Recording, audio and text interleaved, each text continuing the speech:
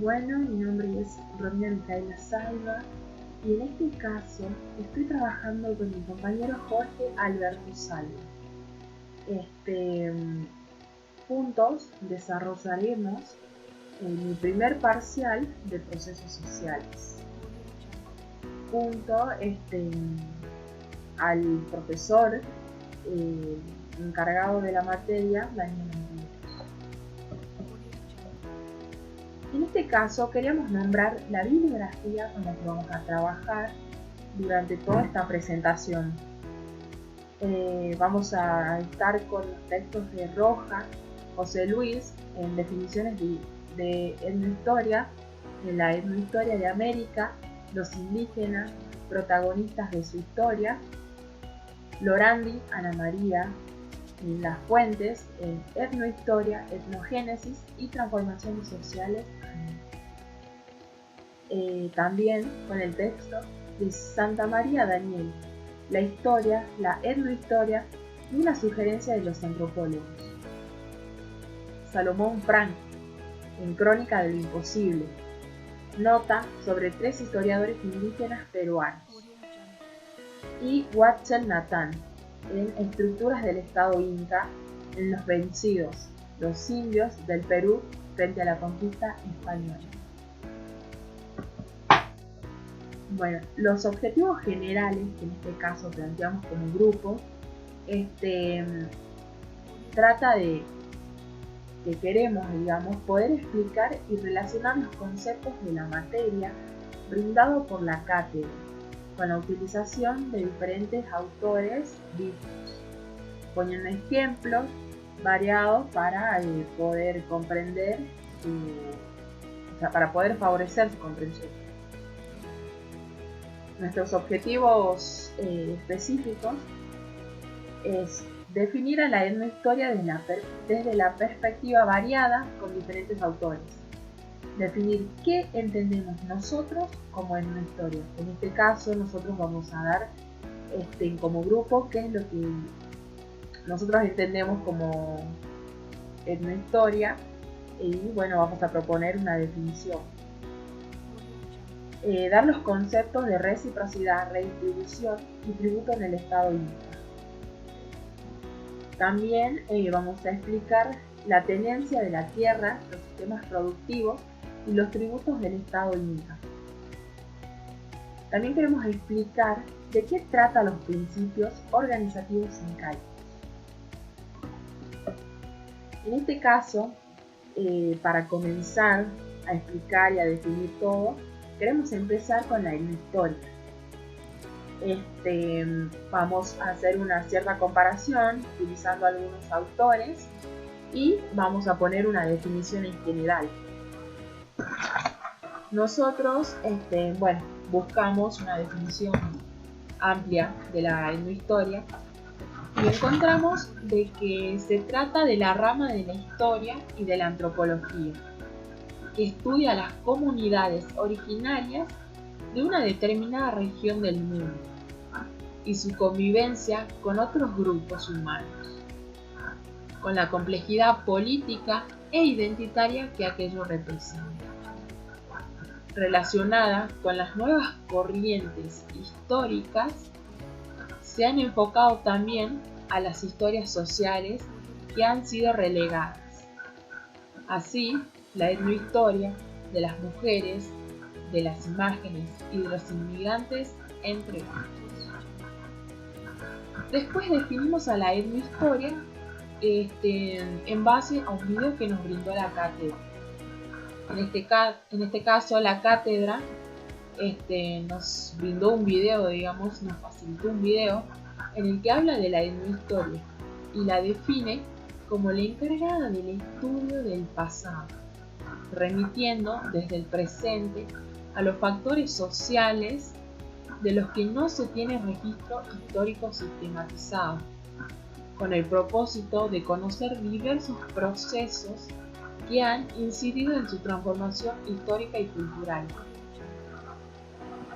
Bueno, siguiendo con la definición de etnohistoria, pasamos a la autora Ana María Lorandi, que define a la etnohistoria como el resto de las disciplinas que integran a las ciencias sociales.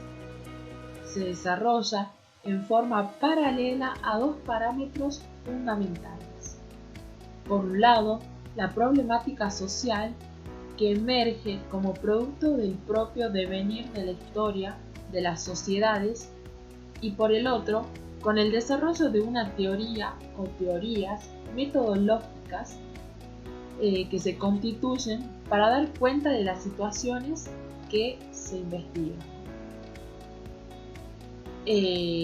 Siguiendo con los autores, también pasamos al autor, Daniel Santamaría, que define a la etnohistoria como una disciplina independiente de un método renovado de la historia o la antropología, como un enfoque antropológico que reconoce explícitamente la perspectiva histórica. La etnohistoria intenta reconstruir el pasado histórico, ese otro cultural, en este caso sería la América indígena. Entonces, ¿qué entendemos por etnohistoria? Como grupo, entendemos que la etnohistoria es el estudio de las sociedades del pasado con preguntas antropológicas, remitiendo a los factores sociales de los que no se tiene un registro histórico sistematizado, que han incidido en sus transformaciones históricas y culturales.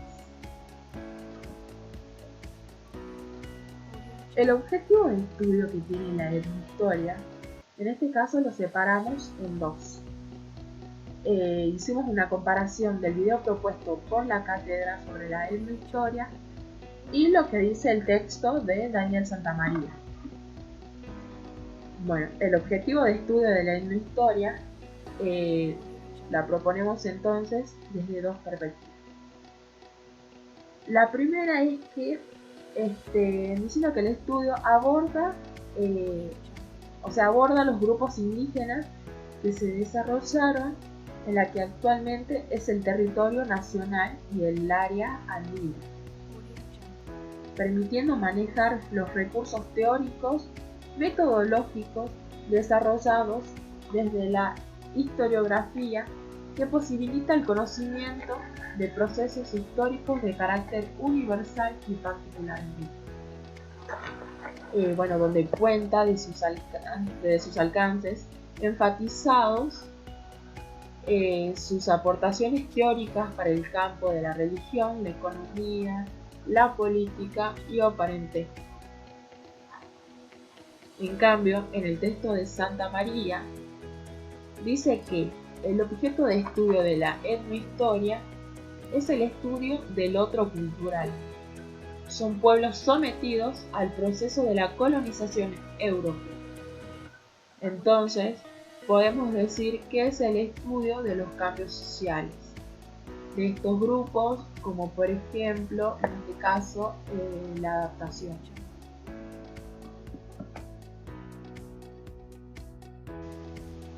Entonces, ¿cuáles son los problemas?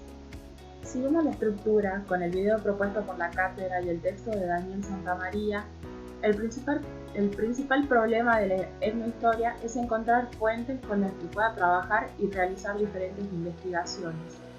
Muchos de estos documentos están escritos en lenguas indígenas, español y latín. Además, que estas fuentes son escasas, debido a que los periodos de colonización española y muchos de estos documentos, murales y grabaciones en piedra fueron destruidos. Pero Santamaría decía que los problemas de las fuentes indígenas son la escritura de la imagen mesoamericana y conservación del patrimonio cultural, el pensamiento simbólico y la medicina tradicional. ¿Cuál sería el método de investigación? En el texto de Daniel Santamaría, el método de investigación que utiliza la etnohistoria requiere de una investigación interdisciplinaria que toma de herramienta a la antropología y que además Utiliza características de la biología, la sociología, la lingüística y la arqueología. ¿Cuáles son las fuentes de trabajo entonces del etnohistoriador? La fuente que utiliza el etnohistoriador es la fuente documental, ya que plantea problemas de lectura e interpretación, debido a la forma de los trazos. Al no existir una uniformidad en la escritura, en la dificultad aumenta cuando se encuentra mezclado al español de la época con alguna lengua indígena. En otros casos, con latín, dando cuenta del análisis de contenido, considerando que la mayor parte de las códices prehispánicas fueron destruidas por su carácter religioso, que aún siguieron realizándose, la mayoría de ellos combinados con carácter clásico.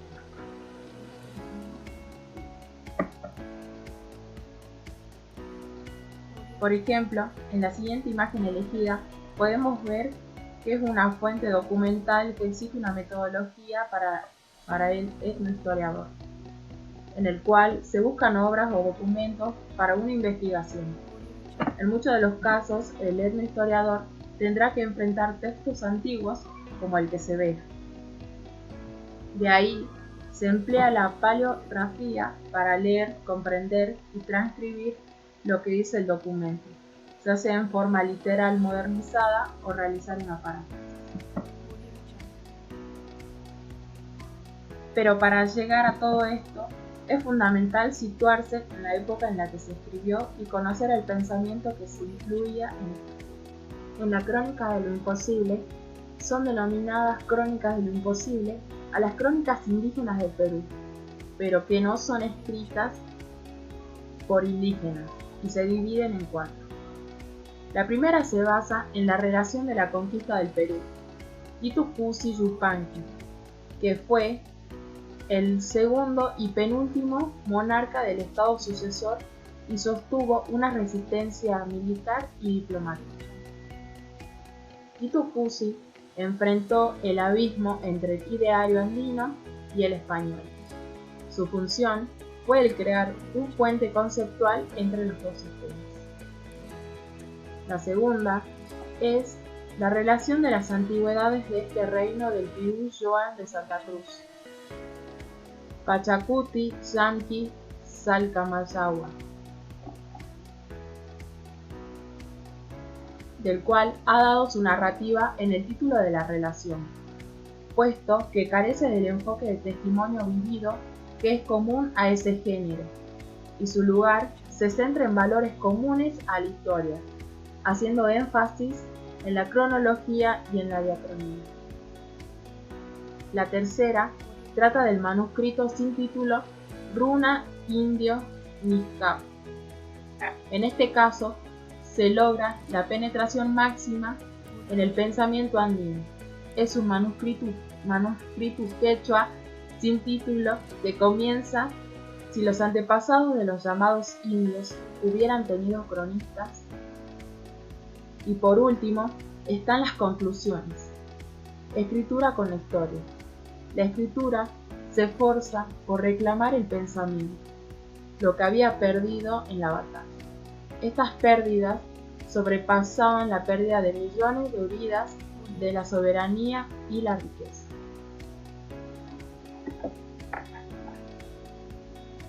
La historiografía del mundo andino. Es la lengua española que durante el primer siglo de sometimiento empleó a varios géneros narrativos, considerados en esa época adecuados para extraer un contenido sagrado. Estos diferían en el alcance en el que contemplaban el drama, pero todos inspirados por él. En la relación menos formal y más personal, los autores dan su testimonio de sucesos específicos observados en pasos de importancia, en la gran escala que quedó implícita. Las crónicas inspiran un objeto más amplio, en tiempo y espacio, centrándose en la clasificación de la sociedad temporal. y proporcionan un instrumento para el análisis de causa y efecto. En la historia, la causa y el efecto llegó a ser el antecedente para un compromiso importante. El lienzo se expandía hasta abarcar los siglos y el esfuerzo explicatorio para mostrar el significado de los eventos temporales. En España, los historiadores leyeron las crónicas y cronistas. Para los andinos, las fuentes del conocimiento diacrónico eran diferentes. Según el autor Nathan Westel, en Los Vencidos, el espejismo incaico ha suscitado interpretaciones diversas, a menudo arbitrarias. La cuestión más debatida se refiere a la naturaleza misma de la sociedad. ¿Se trataba de un Estado socialista, de una sociedad esclavista, de una sociedad feudal, de una monarquía de tipo asiático? Las fórmulas demasiado simplificadoras caen en el anacronismo o dejan escapar la complejidad de lo real. Es preciso ante todo cuidarse de proyectar sobre una civilización tan alejada en el tiempo y en el espacio, categorías nacidas de nuestras sociedades industriales. Se habla así del colectivismo de la sociedad inca, pero es preciso no olvidar que este colectivismo tiene como foco de aplicación la comunidad rural Ayllu, y que reposa sobre los vínculos primitivos de parentesco entre sus miembros, o sea, agrupadas en unidades más vastas, tribus o reinos de extensión variable. Los Ayllu entraron con sus tradiciones y sus dinastías propias, en épocas diversas, en la organización política formada por los incas a medida que progresaban sus conquistas. Estas impusieron la multiplicidad de Ayllu, un sistema centralizador que en la mayoría de los casos respetaba las particularidades locales. Es evidente que no elaboraron un modelo como pura abstracción y que se inspiraron en los principios de cooperación vigentes en las comunidades, aunque adaptándolos en su propio beneficio. Como consecuencia, no nos hallamos en presencia de una sociedad homogénea, sino ante una superposición de por lo menos dos tipos de instituciones. Se orientan las particularidades locales, pero no siempre resultan integradas en la unidad teórica del imperio. En los conceptos de reciprocidad y redistribución, las estructuras económicas del imperio inca, diversas en espacio y estratificadas en el tiempo, pueden en un primer análisis caracterizarse por la combinación de dos principios, lo de reciprocidad y redistribución. El concepto de reciprocidad se aplica a las relaciones entre individuos o grupos simétricos, donde los deberes económicos de unos implican los deberes de otros, en un intercambio mutuo de dones y contradones. El concepto de redistribución, en cambio, supone una jerarquía. Por una parte, se amplía en pos a otra en un centro coordinador. La vida económica es aquí por un doble movimiento, centrípeto y centrífugo, agrupación en el centro de los productos y posterior difusión de aquellos aportados por los grupos hacia otro grupo.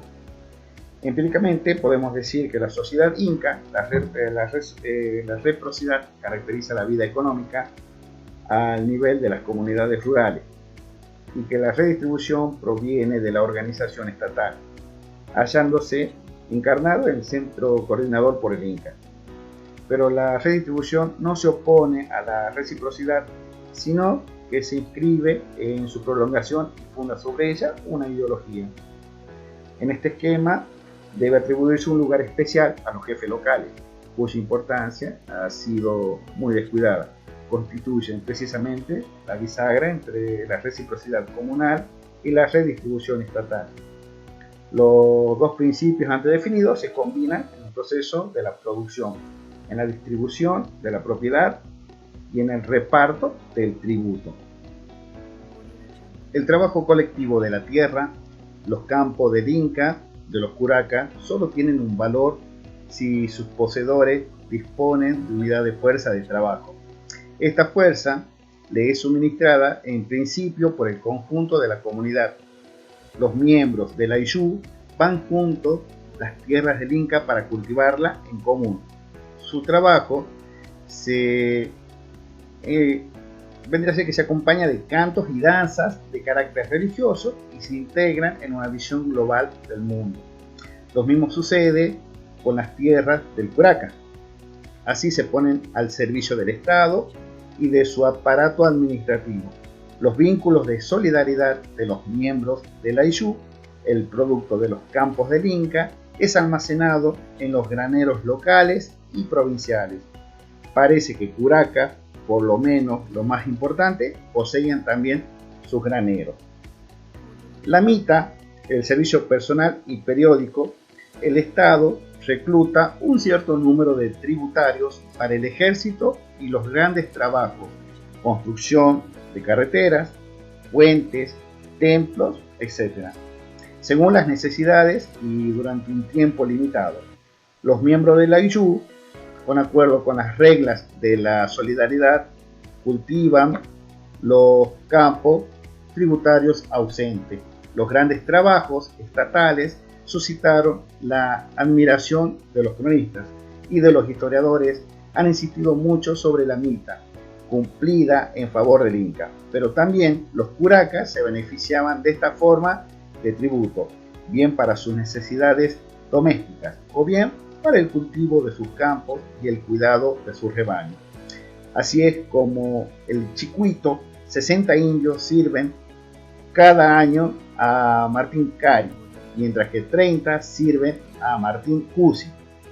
Y como en el caso del trabajo comunitario, los maitayos son alimentados y recompensados por el Inca o el Curaca.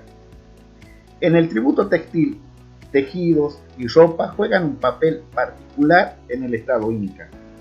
Según Murra, ha destacado la importancia de la función no solo económica, sino también religiosa y mágica. Son quemados o enterrados en los sacrificios que se celebran en honor a los dioses y a los huacas. Cuando llegan los españoles, se asombraron de las enormes reservas textiles que contenían los graneros del Estado. Cada familia hila y teje para el Inca el importe del tributo, que varía según las fuentes. Pero siempre el Inca quien suministra la materia prima para hacerla tratar. Los tributarios no se ven grabados en el producto de la comunidad, sino que aquí igualmente solo se deben su fuerza de trabajo. En la región del Huánuco, el norte del imperio, los rebaños de llamas son poco numerosos y los campesinos cultivan el algodón, pero según los informantes de Ortiz de Zúñiga, las comunidades debían como tributos tejido de lana, cuya materia prima le era entregada por el Oca. Las mismas relaciones se repiten entre los campesinos y los curacas. El tributo se integra en el sistema de reciprocidad. Los campesinos cultivan la tierra del Inca a cambio del derecho a usar la tierra comunitaria. Por lo mismo, como contraprestación por el derecho a disponer de la lana o algodón de la comunidad, trabaja en la lana del Inca. Por otra parte, estos deberes no resulta solamente de las concepciones acerca de la propiedad universal inca. Este, hijo del sol, transmite también a sus sujetos una protección divina, asegura el orden de la sociedad y ofrece favores, recompensas. En especial, la generosidad del Inca asegura el mantenimiento de los campesinos viejos y enfermos, incapaces para el trabajo. En tiempo de hambre, se redistribuye la comunidad las reservas de sus graneros. Los campesinos tienen así el sentimiento de participar por el consumo de los productos que entregan como tributo. El curaca desempeña a escala reducida un papel. De hecho, las obligaciones frente al Inca parecen una extensión de las obligaciones frente al curaca, como si el imperio se hubiese constituido calcando sus instituciones sobre las instituciones preexistentes. En definitiva, estamos en presencia de un tema de dones, de contradones, que resume el esquema siguiente. Este doble sistema: hay centralización de los bienes por parte del Inca y redistribución de estos en el imperio. En el esquema puede ser contemplado por un tercer sistema, como veremos en el próximo capítulo. Sin embargo, a pesar de la función del Inca, el tributo conserva ante todo un carácter local. En efecto, es preciso no olvidar el peso de la administración provincial. Resulta que la parte más grande de la reserva se consume sobre el terreno y que la mayoría de los vitayos trabajan también en la esfera local. Entonces, ¿por qué se prohíbe el Inca a sus súbditos que abandonan las comunidades? Salvo con expresa autorización, el tributo pesa colectivamente sobre cada iyú. Se percibe bajo la supervisión de los curacas y supone en consecuencia la estabilidad de la población tributaria. En la organización sociopolítica, la ayuda es mutua, comunitaria, y la centralización estatal se desarrollan en instituciones cuyo modelo teórico fue elaborado por los propios incas. Este modelo teórico constituye una forma racional e ideal más que un exacto reflejo de la realidad. Por ser más preciso, expresa la representación consciente de los incas se hacían en su propia sociedad y que a su vez trataban de imponer. Es una suma de ideología que justifica las concepciones de la reciprocidad y la redistribución. Se analiza brevemente el modelo intentando reconocer la complejidad de los hechos sociales. El modelo se ordena de acuerdo con tres principios numéricos: la dualidad número 2 y 4, la tripartización y la división decimal. La combinación de estos tres principios dirige teóricamente la organización de la sociedad inca. Muy esquemáticamente, podemos decir que la dualidad y la tripartición ordenan sobre todo las estructuras de parentesco, reciprocidad, mientras que la división decimal ordena la burocracia inca, que es la redistribución.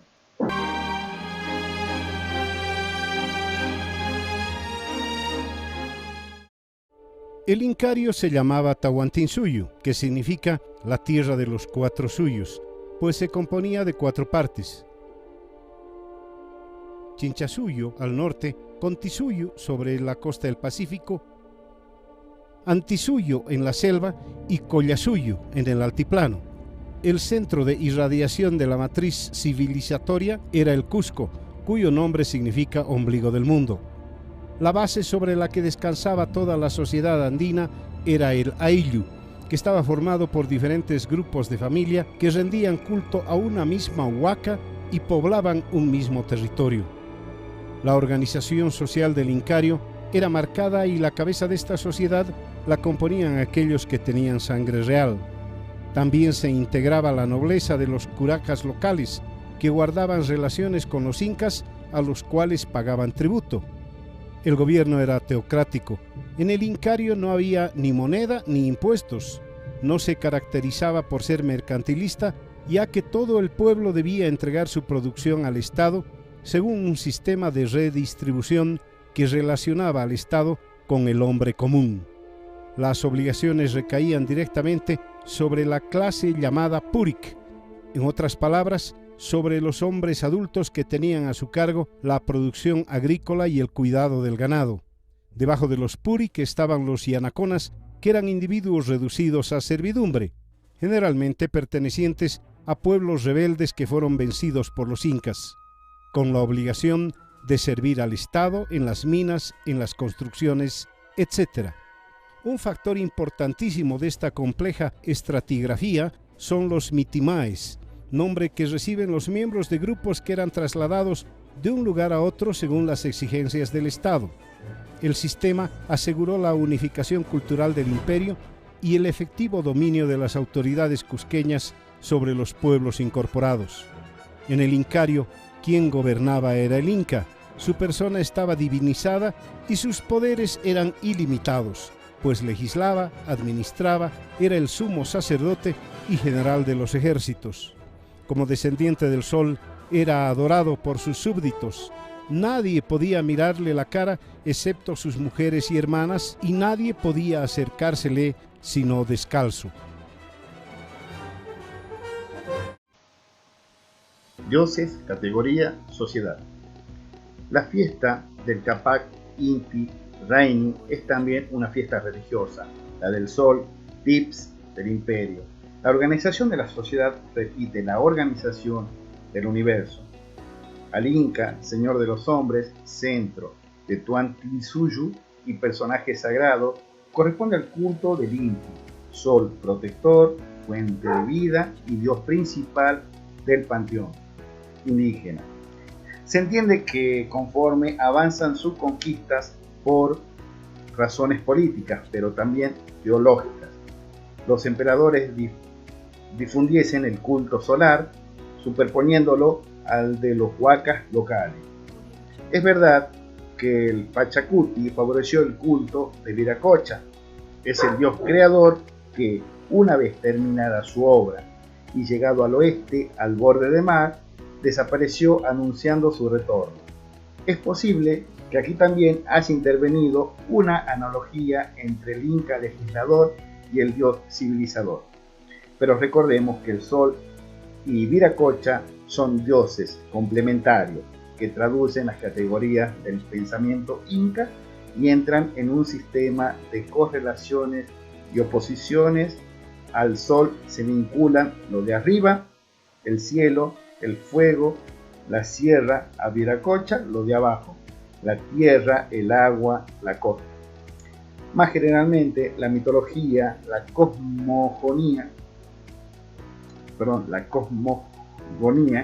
y las dimensiones del espacio y del tiempo contribuyen a formar una visión global del mundo, dentro de la cual se sitúan los individuos, los lugares y los acontecimientos.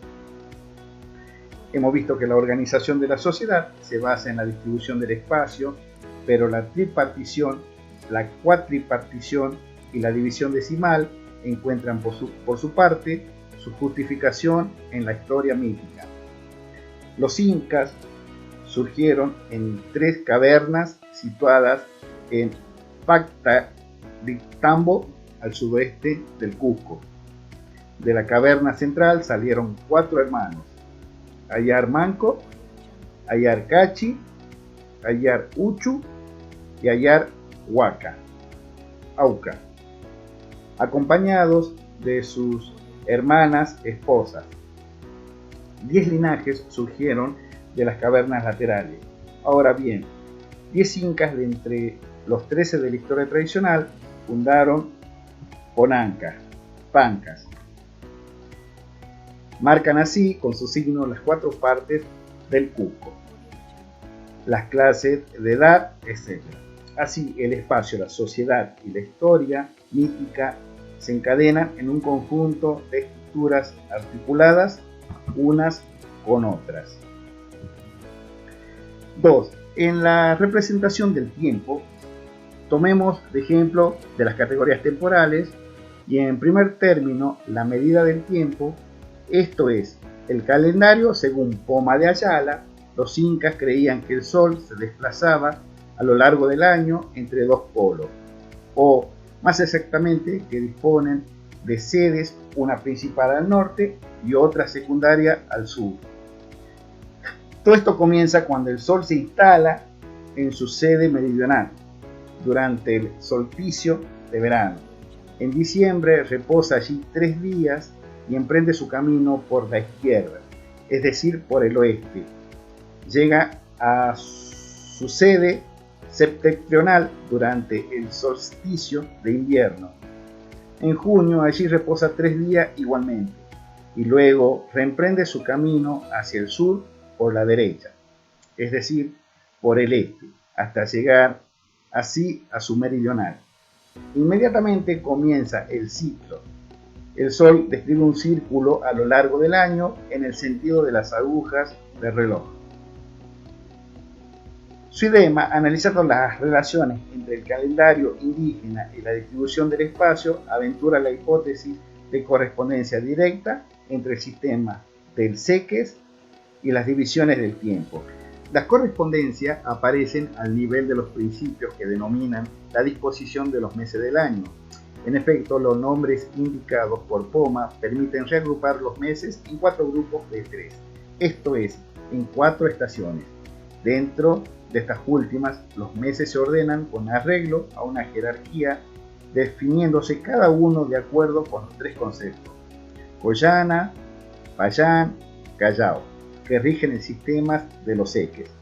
La jerarquía se lee en el sentido de las agujas en un reloj para la primera mitad del año y en segundo inverso para la segunda mitad, de tal manera que las 2 últimas estaciones, las 2 primeras como en espejo. El cuadrante, vamos a decir que en el norte, el solsticio de invierno, el 21 de junio. En el cuadrante superior izquierdo, el 6 de junio, Aucay, Cusqui, Quilla, Inti Raymi, secundario. El 5 de mayo, Atún, Cusqui, Almora, Quilla. El 4 de abril, Inca, Raymi, Camay, Quilla. En el cuadrante superior derecho, el 7 de julio, Chacra, Cunancuy, Quilla. El 8 de agosto, Chacra, Chapuy, Quilla. El 9 de septiembre, Coya, Rami, Quilla. En el cuadrante inferior izquierdo, el 3 de marzo, Pachay, Ucuy, Quilla. El 2 de febrero, Pancar, Naray, Antún, Ucuy, Quilla. El 1 de enero, Capá, Raimi. En el cuadrante inferior derecho, el 10 de octubre, Uma, Raimi, Quilla. El 11 de noviembre, Ayamacay, Quilla. Y el 12 de diciembre, Capac, Inti, Raimi, Quilla. El solsticio de verano al sur, el 21 de diciembre. Reencontramos así en la estructura del calendario indígena, a principios que ordenan la distribución del espacio, un dualismo duamental, las 2 mitades del año, una división perpendicular propuesta que determina la cuatripartición, las 4 estaciones. La primera mitad del año, el verano, que comienza en la sede principal del Sol, ocupa una posición superior. En abril se celebra la fiesta del Inca, mientras la segunda mitad del invierno, que comienza en la sede secundaria del Sol. Ahora vamos a hablar sobre el modelo andino, que estos esquemas mentales, creencias y ritos señala la sentencia de un modelo genéricamente andino. Resulta bien atestiguar al poner dichosos fenómenos en relación con el relato de un cronista indígena, el Pachucuti yanqui, originario de la región Coya y contemporáneo de Poma. Un dibujo de este inspiró a Sodema, un modelo constituido por 5 generaciones que aplican al estudio del sistema de parentesco de los incas. Sin embargo, aquí es conveniente también buscar las correlaciones a las oposiciones, no tanto al nivel de los elementos mismos como al de los vínculos que lo unen. El esquema de Pachacuti yanqui representa a veces un sistema cosmológico y un sistema de parentesco. En la cumbre tenemos a Viracocha, a la derecha el Sol, a la izquierda el Sol, a la derecha la Luna. Seguimos hacia abajo, a la izquierda tenemos Venus, estrella matutina, el abuelo. A la derecha tenemos Venus, estrella vespertina, abuela. Más abajo, Camac Pacha, señor tierra. Eso es a la izquierda. A la derecha, Mama Cocha, que es la madre océano. Y al último, a la izquierda tenemos al hombre y a la derecha a la mujer. De acuerdo con nuestra perspectiva, este esquema corresponde a un eslabón intermedio en la serie de las transformaciones que Poma asegura el tránsito del espacio, el calendario de este a la historia. El quinto elemento se encuentra proyectado aquí, el origen del universo o del linaje, mientras que los otros 4 elementos se desdoblan a fin de representar la descendencia masculina por una parte y la descendencia femenina por otra.